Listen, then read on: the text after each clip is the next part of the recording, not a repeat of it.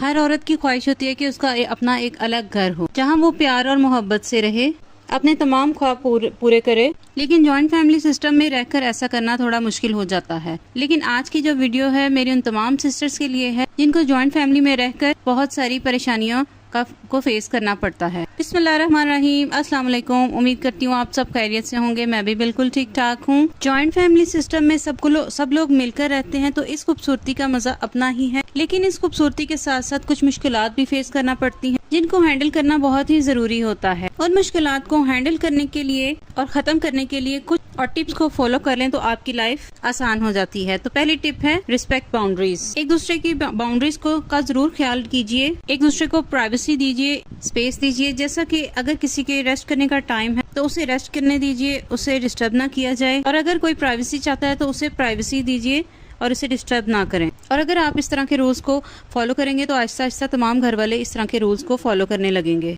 और आपकी काफी हद तक लाइफ आसान हो जाती है।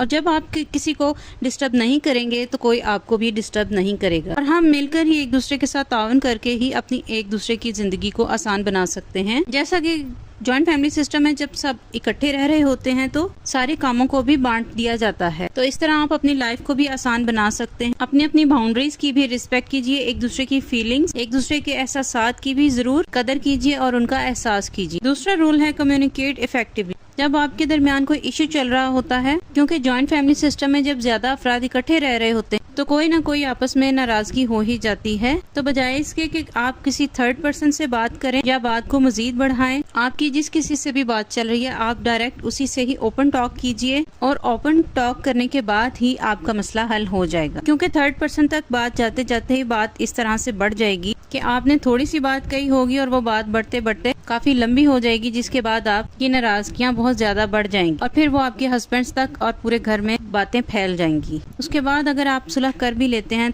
आप लोगों के दरमियान काफी ऐसी नाचाकियां हो जाती हैं जो खत्म होने का नाम ही नहीं लेती। इसलिए कोशिश किया करें कि जब आप लोगों के दरमियान ऐसी कोई बात हो जाती है तो आप डायरेक्ट उसे बिठा कर बात कीजिए, ओपनली टॉक कीजिए। और ये एक बहुत ही जबरदस्त तरीका है क्योंकि आप एक दूसरे के साथ आपस में साफ साफ बात करते हैं। जो भी मसला होता है वो वहीं पर हल हो जाता है। थर्ड रूल है बी फ्लेक्सिबल। इसका मतलब है कि अपने अंदर इतनी लचक जरूर पैदा कीजिए कि अगर आपको किसी ने कोई काम कह दिया है और उसको इमरजेंसी हो गई है, उसके साथ कोई ऐसा मसला हो गया है तो आप उसके काम को बांट लीजिए या आप उसके हिस्से का काम कर लीजिए। अगर आप इस तरह करेंगे तो नेक्स्ट टाइम आप के साथ अगर इस तरह से होगा तो वो भी आपके साथ इस तरह से पेश आएगा। और इस तरह से आप लोगों के दरमियान ताल्लुकात भी अच्छे रहें। एक दूसरे के साथ कंप्रोमाइज करना सीखिए, एक दूसरे के साथ ताउन करना सीखिए। मुझे पता है कि ऐसा कहना बहुत आसान है लेकिन करना बहुत मुश्किल होता है।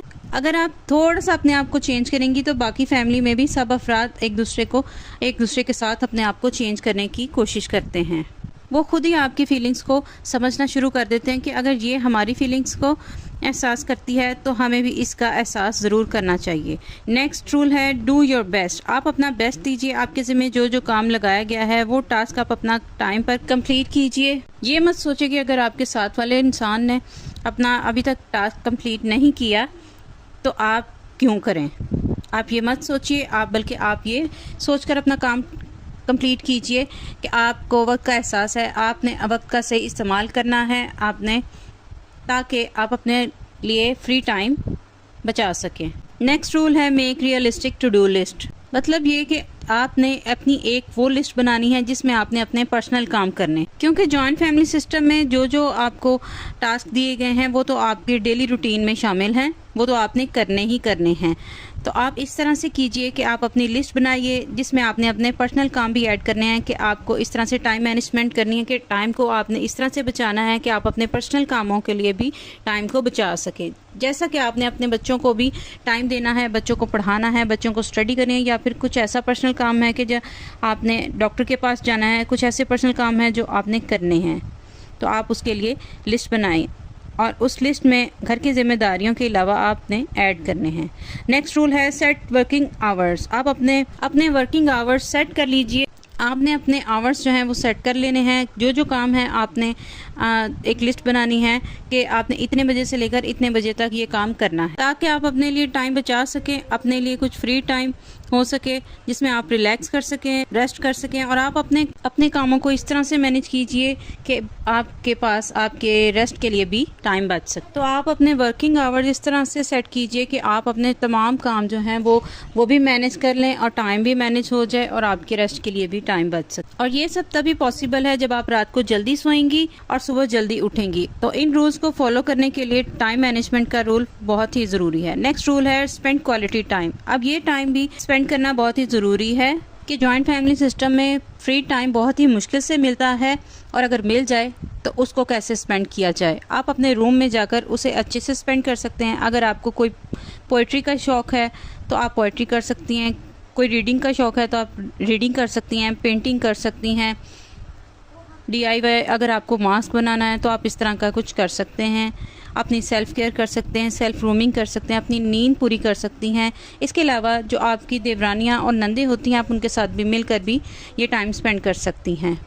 अगर आपको फ्री टाइम मिल गया है तो आप अच्छी सी चाय बना लें, उसके साथ कुछ अच्छे से स्नैक्स रख लें और उसको खुशगवार माहौल में इस तरह से स्पेंड कीजिए। तो इस तरह से आप लोगों के रिलेशनशिप में भी बहुत ही ज़्यादा खूबसूरती और मजबूती आएगी। नेक्स्ट रूल है be patient. Joint family system में पेशेंस रखना बहुत ही ज़्यादा ज़रूरी है, क्योंकि जब तक आप में सब्र नहीं होगा आप इस सिस्टम में सरवाइव नहीं कर सकते। अगर आपका किसी के साथ कोई मसला हो रहा है या किसी ने आपके साथ कोई ऐसी बात कर दी है तो कोशिश कीजिए कि आप इसे इग्नोर करें। इसका बेहतरीन तरीका यही होता है कि आप खामोशी से एक साइड पर हो जाएं, सब्र कीजिए।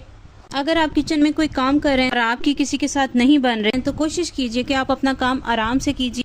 किसी भी सिलसिले में कोई बात करनी है तो आप उसका जवाब ज़रूर दीजिए। इसका ये हरगिज़ मतलब नहीं है कि काम के सिलसिले में भी एक दूसरे से बात ना करें। बात कीजिए और खामोशी से अपना काम करके आराम से अपने रूम में चले जाइए, ताकि मज़ीद आप दोनों के दरमियान तलखियाँ ना बने। तो ये था जी आज का मेरा व्लॉग। उम्मीद करती हूँ आपको आज का मेरा व्लॉग पसंद आया होगा। मेरे चैनल को सब्सक्राइब करना मत भूलिएगा। मेरी वीडियोस को लाइक करें, शेयर करें, मुझे भी दुआ में याद रखिएगा। इसके साथ ही इजाज़त चाहती हूँ। अल्लाह हाफ़िज़।